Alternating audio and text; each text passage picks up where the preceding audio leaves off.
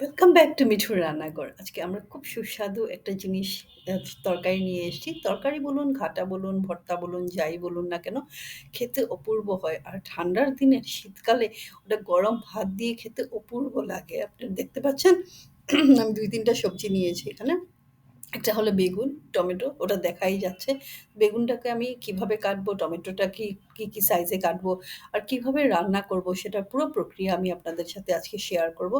ভালো লাগলে অবশ্যই আপনারা করে দেখবেন। আশা করি আপনাদের সবার ভালো লাগবে। দেখুন এখানে আমি বেগুন নিয়েছি, কাঁচা লঙ্কা নিয়েছি। কাঁচা লঙ্কাটা আর আদাটা আপনাদের নিজের আন্দাজ মতো দেবেন। কারণ কাঁচা লঙ্কার ঝাল কম বেশি সবার আলাদা, আলাদা পছন্দ হয়। আর আদাটা আমি কম করেই দেই, তবে দেই। কারণ আদা যদি আমি বেশি দিয়ে দিই না, ওটা তেতো হয়ে যাবে। আর তেতো হলে পুরো তরকারিটাই নষ্ট হয়ে যাবে।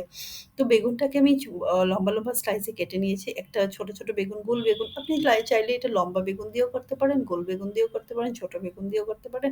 ওই হিসাবে আপনি সাইজগুলোকে করে নেবেন। আমি এখানে যেমন ৪ টুকরো করেছি, ছোট বেগুন নিয়েছি, কাঁচা লঙ্কা, ধনেপাতা, আদা।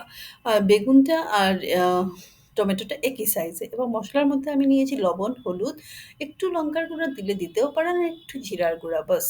আমার যেকোনো রান্নাই করি না কেন আমি খুব বেশি ওটার মধ্যে মসলা দেই না। কারণ আমি চাই যে সবজির উপকারিতাটা থাকুক আর স্বাস্থ্যের জন্য যেন ওটা ক্ষতিকারক না হয়। স্বাদ তো যথেষ্ট হওয়া দরকার, স্বাদ না হলে আপনি খাবেন কি করে? কিন্তু ওটা স্বাস্থ্যকর হওয়াটাও আরো জরুরি। আজকালকের দিনে তো আরো বেশি জরুরি। কম তেলে কম মসলায় যাতে খুব স্বাদ করে সুস্বাদু করে রান্না যায় সেটাই থাকে আমার উদ্দেশ্য। ধনেপাতা কুচিয়ে নিয়েছি আর কাঁচা লঙ্কাগুলোকে কুচি, কুচি করে নিয়েছি। এবার আদাটাকে দেখছেন আপনি আমি একদম পাতলা, পাতলা স্লাইসে কেটে নিবো।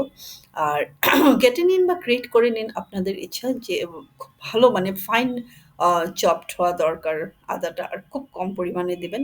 আদার গন্ধটাও থাকবে। আচ্ছা এটার মধ্যে না আপনি আরেকটা জিনিসও দিতে পারেন যেটা আজকে আমি দেইনি সেটা হলো নামানোর সময় লেবু পাতা।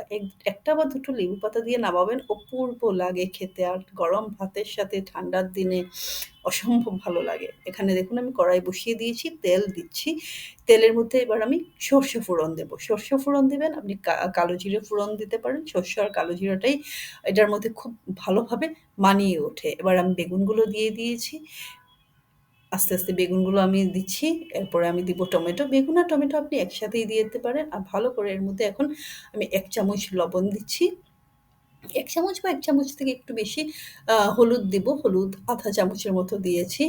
তারপরে আমি দিব জিরে গুঁড়ো। বাস এই ৩ টে জিনিসই মেইনলি আমি রান্নার মধ্যে দেই, যাতে এটা খুব বেশি স্পাইসি না হয়ে যায়। এবার আমি এটাকে ঢেকে, ঢেকে রান্না করব। আমি টমেটো দিয়ে দিচ্ছি, কাঁচা লঙ্কা কুচি দিয়ে দিচ্ছি। ধনেপাতাটা এখন দেব না, আমি পরে দেব ধনেপাতাটা। এবার আমি এটাকে ঢেকে রান্না করব যাতে খুব তাড়াতাড়ি খুব সুন্দরভাবে ওটা মিক্স হয়ে যায় এবং মজে যায়। এটাকে আমরা বেগুনের ঘাটাও বলি, কখনো, কখনো চচ্চড়িও বলি বা যাদের নর্থ ইন্ডিয়াতে বেঙ্গন কা ভর্তা বলা হয়। এটা রুটি বা ভাত দুটোর সাথেই খুব ভালো লাগে।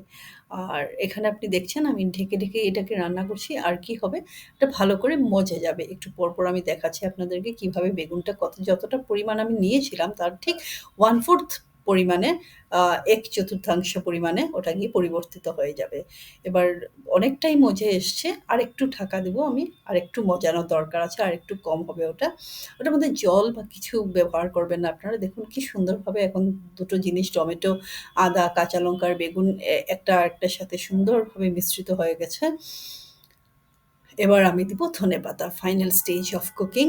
এখানে ধনেপাতাটা দেওয়ার পর আপনারা আরেকটু নাড়াচাড়া করবেন যাতে ধনেপাতাটা ওটার সাথে ভালো করে মিক্স হয়ে যায়। নাড়াচাড়া করে আপনার বাস এখন আমাদের ডিশটা একদম তৈরি হয়ে গেছে। আর একটু ঢাকা দিয়ে দিন।